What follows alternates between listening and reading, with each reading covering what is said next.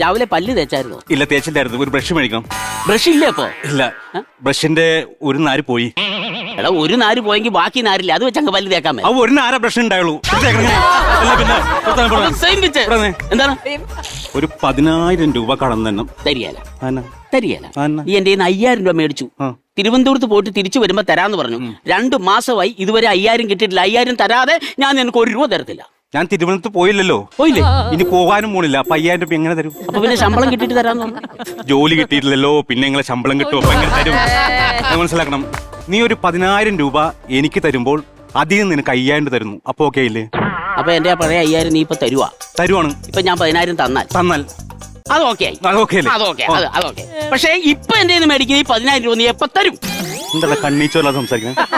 എന്റെ കൂട്ടുകാരല്ല ഞാൻ, അങ്ങനെ സംസാരിക്കാമോ നിനക്ക്? കാരണം അതുകൊണ്ട് ഞാൻ പറഞ്ഞത് ഈ കറക്റ്റ് ആയിട്ട് ക്ലിയർ നീ അങ്ങനെ എന്താ കൂട്ടുകാരൻ നീ അങ്ങനെ പറയരുത്. ഞാനൊരു 2 ദിവസം കഴിയുമ്പോൾ നിന്റെ അടുത്ത് വരും. ഒരു 15,000 മേടിക്കും. എന്നിട്ട് ആ 10,000 നിനക്ക് തരും. അപ്പൊ ഓക്കെ ഇല്ലേ?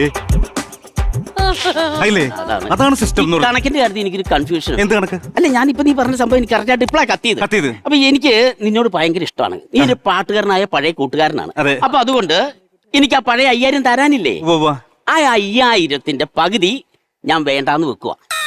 നീ അങ്ങനെ പകുതി വേണ്ടാന്ന് വെച്ചാൽ ഞാനും പകുതി വേണ്ടാന്ന് വെക്കും. അതാണ് ബന്ധം.